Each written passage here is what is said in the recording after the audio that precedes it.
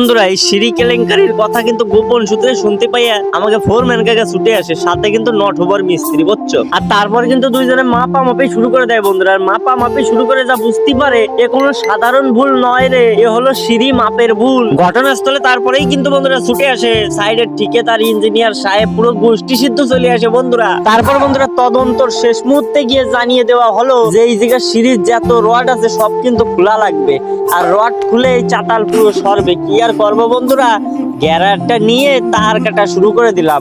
এইদিকে আমাকে নটওভার মিস্ত্রি তো আছেই সাথে, কাঠের লোকজন হয়ে রডের কাজ করতে আসছে, মানে কি আসলা বিপদে পড়ছি বন্ধুরা একবার ভাবো। পাক্কা 2 ঘন্টা রড নিয়ে কেল্লা কেল্লি করার পর কিন্তু বন্ধুরা আমাকে রড সব কাটা হয়।